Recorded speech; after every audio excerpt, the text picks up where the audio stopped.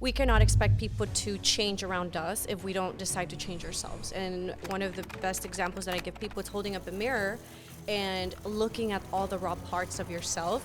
Sometimes it's scary, sometimes it's very vulnerable, sometimes you feel like you take that jump or that leap. But at the end of the day, you do that heavy work and you own who you are. Also, because healing, people assume that healing is becoming the best version, but what it really means, it's loving the darkest parts of yourself. And that's the hardest thing. Like really being able to be okay with the parts that, maybe you're not comfortable. Okay comfortable. Yeah. So I think that that's very, very powerful, that the self-work starts there. And once you own that, you introduce that to the world. And that's when you start building relationships. And then that's when you start taking action. And that's when you start choosing the mountain that you want to conquer. And you decide, hey, this is my new goal.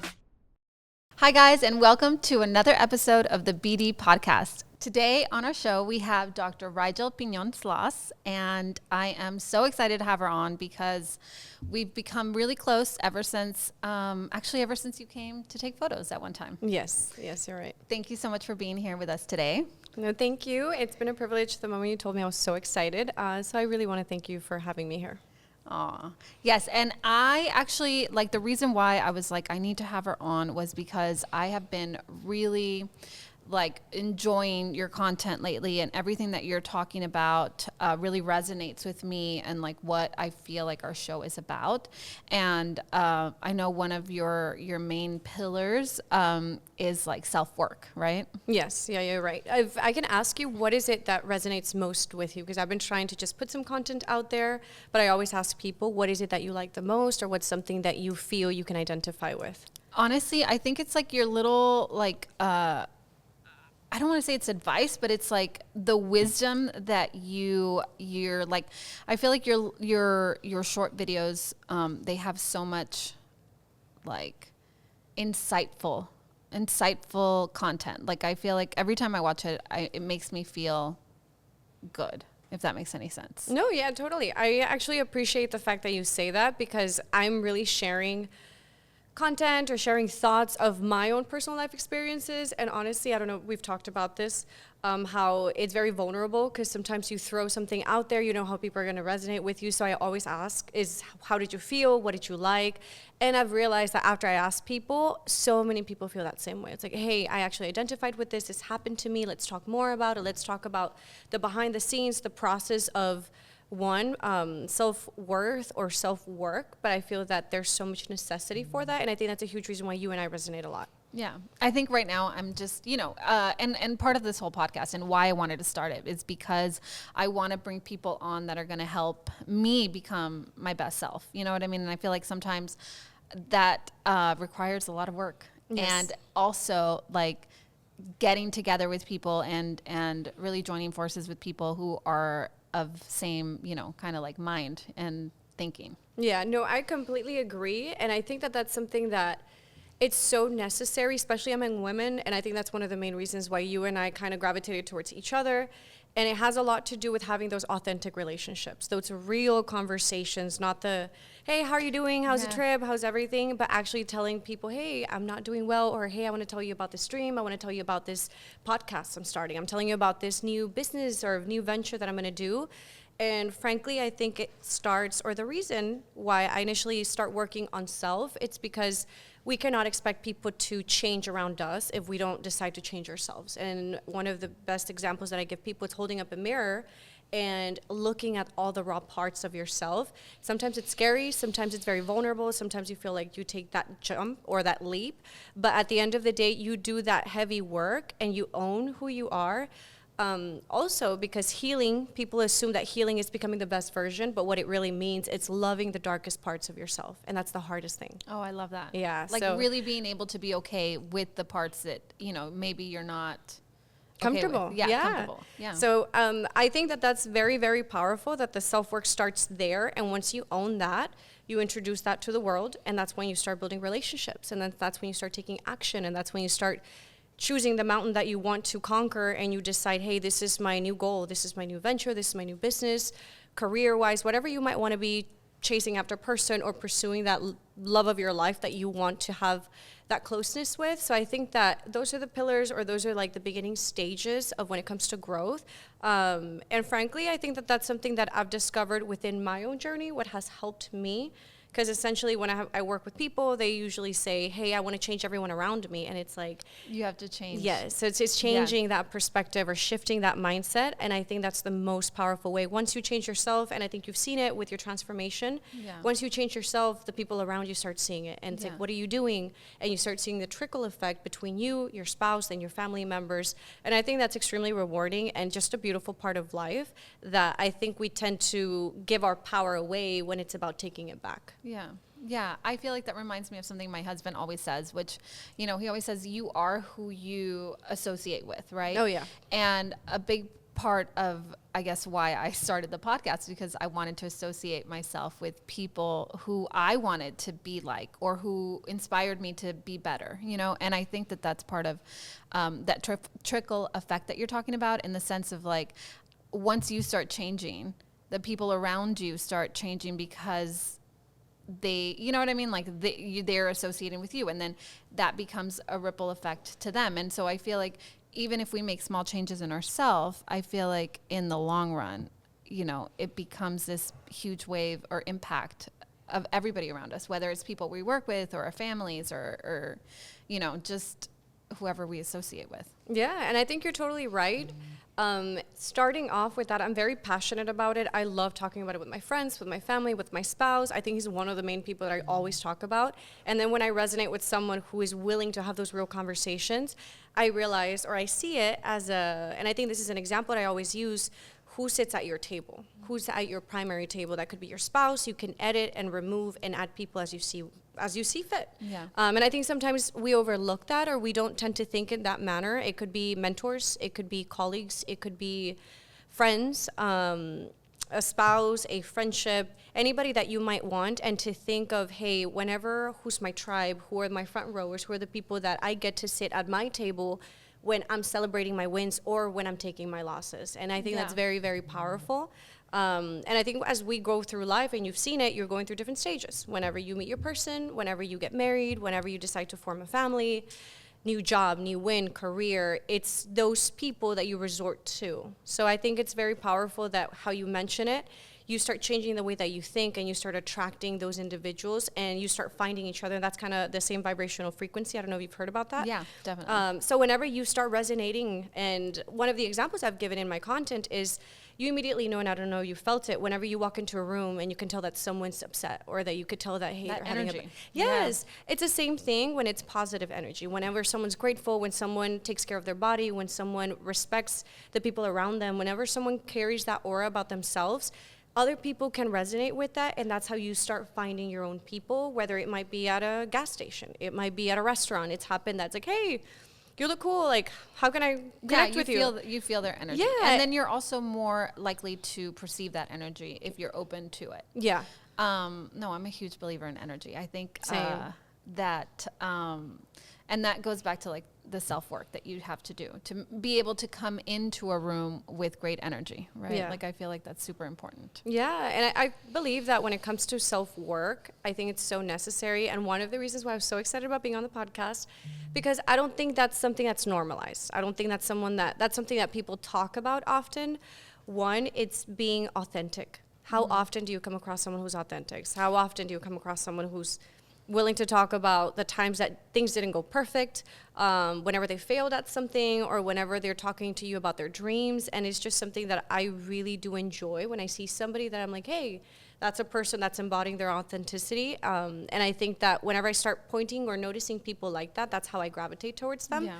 You're one of them. Aw. So yeah, like I was very happy that you did that. So when you invited me, I'm like, let's talk about it. Let's just kind of bring out all these topics that I think people need to hear, or at least start or they the don't conversation talk about all the time. And I think it is hard, not for some people, but for most people, to be authentic to Yeah. themselves. Like for me, for instance, I feel like I recently realized that a lot of the decisions I make are based on what I think other people Okay. think or feel, or like how they're going to react, right? And I think for me, especially because like doing the self-work is making me realize these things that are maybe limiting me from becoming the best version of myself or being as authentic as I can be, because ultimately I feel like the only person that I really need to please is myself. Yeah. If that makes any sense. That sounded kind of bad, but Yeah, no, it makes total sense. feel And I like- think to your credit, I think you wear many hats. You have the business, you have a team to lead, so there's a different hat you have to put on.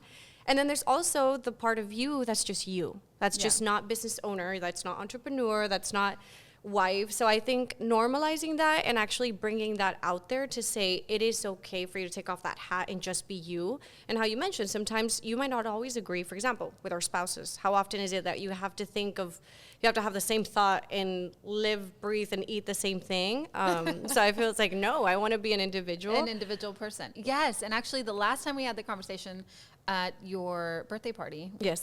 It was really, you brought up this point, because I feel like I don't get to talk to many people that have, that are in a business and work together with their husband, Yeah. you know, and it isn't the easiest thing to do.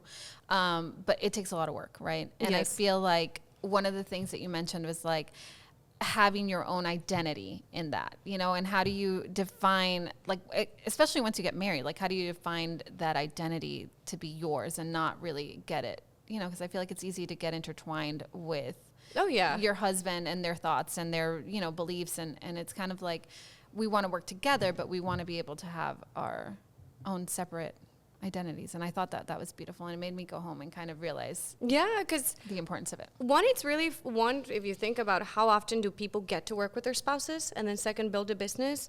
I think you have to have a lot of clarity. One, in your relationship, what happens at home.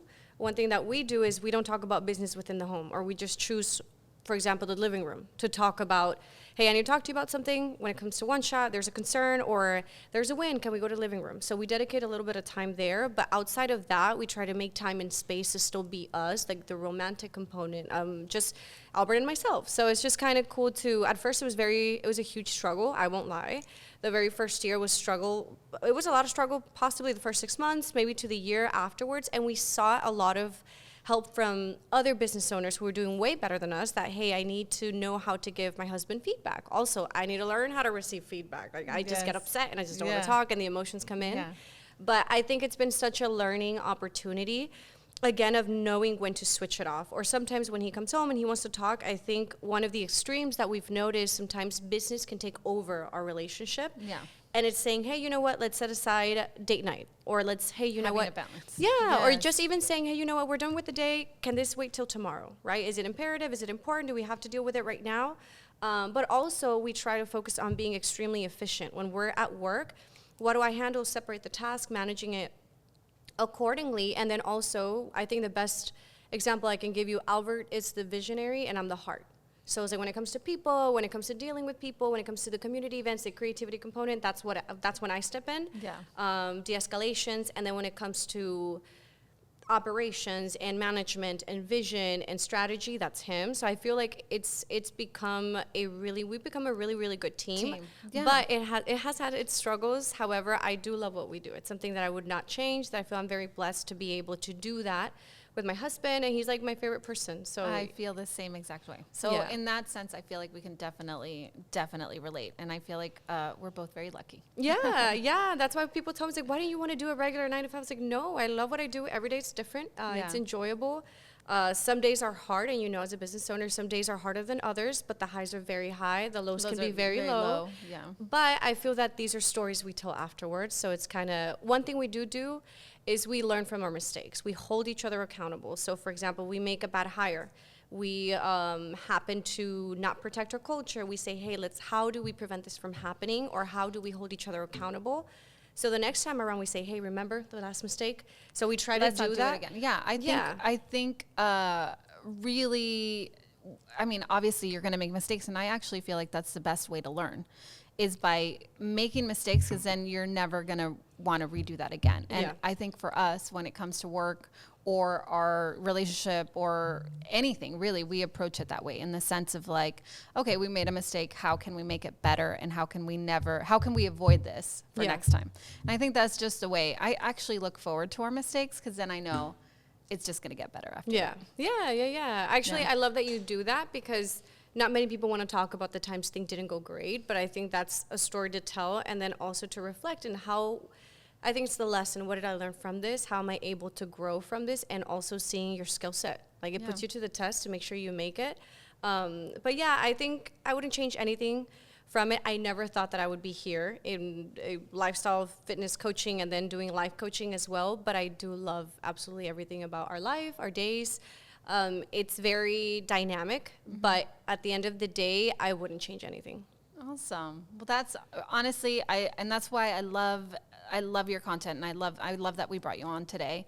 And what would you say like a second pillar of what you talk about is? I know that we talk about like self-work and self-worth, and but I know that you really like also aggressive action and yeah, so the pillars that and this is that's worked for me.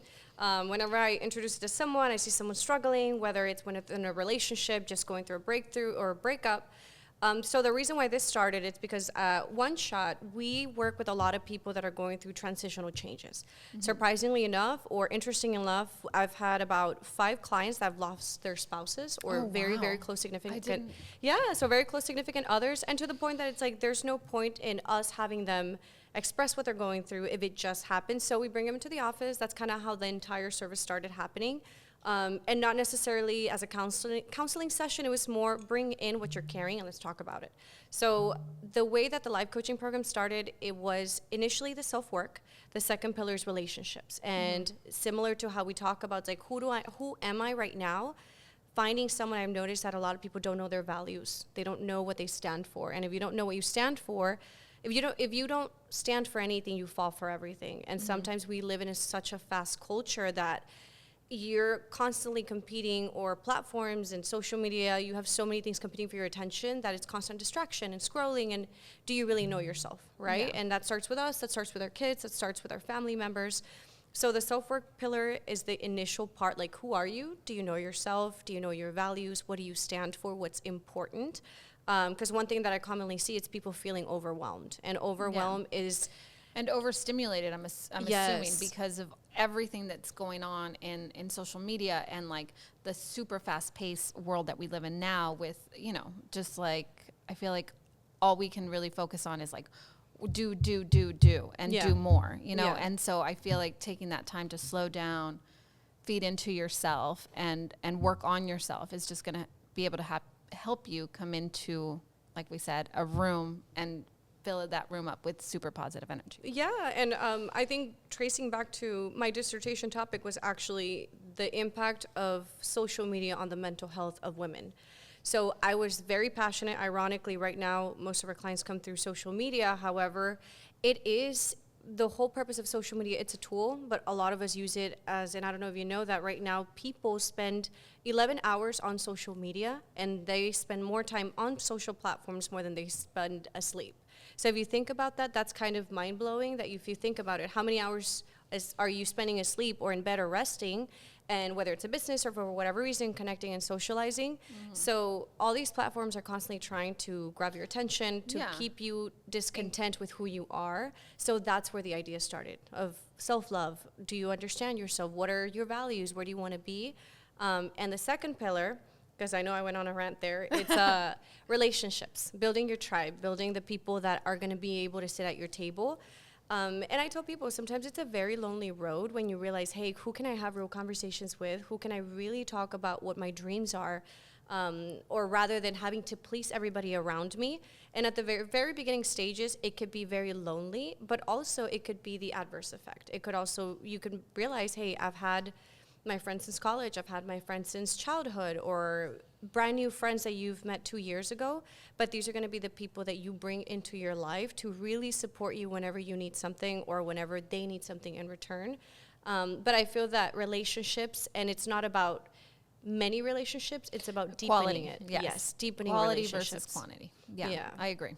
I definitely agree. Yeah, I feel like a lot of people constantly say, oh, I have this many followers or this many friends, or I'm very social, and it's like, what's the quality? Is it a deepened relationship? What have you guys gone through? And I think that's something that I've enjoyed.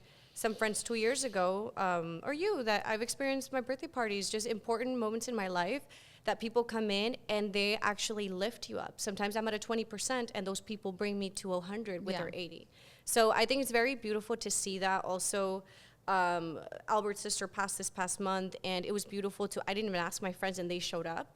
So it was very beautiful to see that, because it's like, yeah, we're there for the weddings, we're there for the birthday parties, we're there for the trips, but they're also there for the good moments. So yeah, it kind of shows you it's cool to have those people to rely on, and then vice versa. Whenever they go through situations, I'm more than happy to go across the world or anywhere that they need me. And they've taught me that. Yeah, and I feel like building real relationships is also work, right? Oh, yeah. It's not just like, it doesn't just come easily. I feel like you have to put in the work in order for people to really, you have to value people and give people their value, especially if they are the type of person that you want in your life. Yeah, definitely. I don't know if you've experienced this, but I do feel that it's very hard as a woman to make friends. I feel that it's just kind of like sometimes in spaces, you can come off the wrong way. I don't know if you've experienced that, but I tend to be quieter when I'm in a brand new room with people, because I don't know how people are going to take me. How they're going to, that's exactly what I was telling you. I feel like for me, like, I wish that I could just walk into a room, no matter who was in there, and just be authentically myself. Yeah. That's what I'm working towards. But a lot of times we change, we change the way that we act depending on the room that we're in. Yeah. And I don't necessarily know that that's a good thing. I don't know. Like, I think it's just important. For example, I went to the Embodied CEO, the seminar. It was awesome. I was so excited to go. But I do know that when I'm around women, I could be a jokester, and I could be very direct. I could be very blunt once I'm very comfortable. So whenever I'm in brand new rooms, I'm always listening. I'm always observing. And then I give feedback, or not even feedback, just my opinion. Yeah. Or sometimes my opinion is not always what everybody believes. But because we're business owners, we have very strong personalities. I'm more about advocacy, about standing for your values and fighting for people to get second chances. So it's just very different. But when I come into those spaces, I always try to hear people out. And then second, I do try to be amicable. I try to give a compliment. Yeah. I try to, hey, like, I've never seen you before. And I try to kind of just disarm people so that they know, hey, I'm not here to compete with you. I'm actually here to feel the energy, to uplift you, to find or like-minded people and women. So I think that that's what's worked for me, because at the very beginning, I know people would kind of take me the wrong way, and I'm like, what did I do? Yeah. So it's, I think it's been a learning experience, but I look forward to putting myself in new rooms, especially here in the Valley with events and stuff. Particularly with that, but I think that's kind of my strategy of trying to disarm people. That's like, hey, we're here to support each other. You have a business, I have a business, I don't know if you have a dream, you have a career, whatever's happening in your life, like clapping for each other. Yeah, and I think that's, and I think that's the best way to show people that you're there to support them. Because if not, immediately there's that, what are you going to take from me? Or what do you need? And it's nothing like that. And just adding value to each other. Okay, so now that we've covered relationships, I know that your last pillar that you talk about is aggressive action. What does that mean to you? Like when you say aggressive action, what do you mean? So aggressive action, I do think that oftentimes we spend planning and strategizing and ideating, but if you don't take the step today, as easy as, for example, if you want to say, I want to be healthier, right? But if you don't wake up early, if you don't decide to move your body or do your 30 minutes or your steps or take action within that day, you're never going to do it. So it's, I guess, deciding, right? Yes, it's taking the first step, because sometimes I've met people, I've been one of them, that I say, oh, I'm going to do this, but when? And then years go by, months go by. So I've noticed that as long as I start the application, or I actually start the conversation, or I decide to sign up, something to hold you accountability. I think that's like the biggest stressor, or the biggest tool that you can use. I feel like One Shot did that for me. Yes. The accountability part. And it was awesome. And I actually did really great for a couple of months after I stopped the program. Mm-hmm. And then it was just like slowly kept on, like, I kind of started regressing to like my older habits. And that's because I was like 7-8 months. And so I feel like now I realize, okay, I don't ever want to go back to where I was. So I have to decide, right? And I feel like that decision part, that taking that first decision is the hardest part. Yeah. And then once you do, it's just like making the smallest, like, even if it's the smallest little action. Yeah. Like for me yesterday, I hadn't, I've been going to Tribe, but but I hadn't done, I like to walk every night, and I hadn't gone out to walk. When I'm like, I always say like, oh, it's too humid, and I just did my hair, and then I'm going to get all sweaty. Anyway, so I bought a walker, like one of those like walking pads. Oh, okay, yeah, okay, it's I for like the desk, those. but I was like, I can watch TV and walk, you know, that's fine. I had it for a week. I haven't used it. And last night I was like, even if it's for 5 minutes, I'm going to get on. I did 15 minutes, but you know, it's a start. So even if it's just like, I know now that's like, I have to take it as like, it's not really an option. Like you have to do it. Like, it's not like, oh, maybe, or I want to do it. It's like, it has to become this thing that you have to do. Like, it's not an option. You have to do it. Yeah, and it has to say, what is your dream like, or how do you maintain that sustainable? The reason why one shot works is because you have someone on your ass. Yeah. Hey, send me the photo, If not, the guilt trip comes in. Did you send me the photo? So it's the same thing with life coaching. Any change you want to make, I want to start dating. Okay, have you gotten an app? Have you met people? Have you put yourself out there? I want to start training. I want to start a new business. Did you begin your LLC? Or it's just taking the aggressive action, and it's about having someone to hold you accountable. If you want to be more grateful, if you want to change your perspective, did you practice gratitude? 3 things. And if you could do it in 5 minutes, or if you could do it less than 5 minutes, you could do it immediately. So it's kind of one of those rules of thumb, and it's practicing doing it every day, not necessarily, because I feel sometimes we have these unrealistic expectations. I'm gonna run 2 miles. Yeah, and that's what I'm saying. Even if it, like, in my head last night, I was like, okay, even if it's 5 minutes that I'm on the walker, I'm getting on that freaking walker. You know what I mean? And so I feel like then every day becomes easier. Yeah, and it does, and frankly, psychologically, or the science behind it, you start creating brand new pathways, because we're so accustomed to our comfort zone. What we're used to, we resort to. If it's comfortable waking up at a certain time, so it's gonna take you some time to train your brain, similar how you were doing it at one shot. It took a little bit of effort, but once your body started getting accustomed, your schedule was getting accustomed.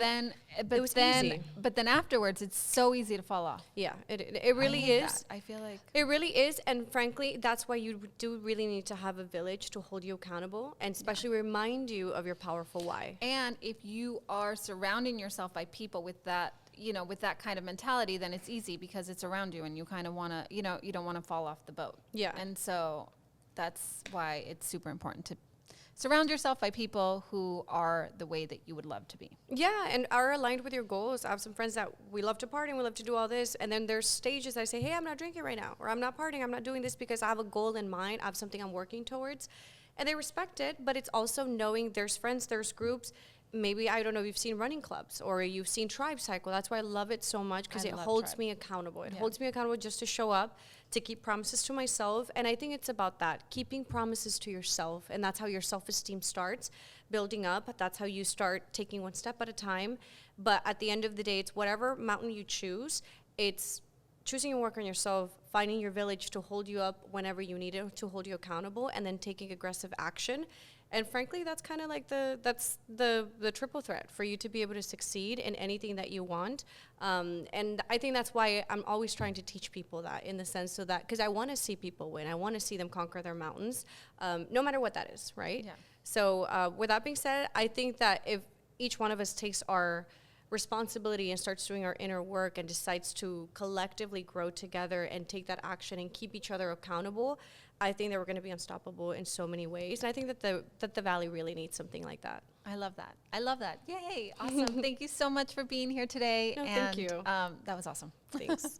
Thank you, guys. Have a wonderful day, and we'll catch you all next time. Bye.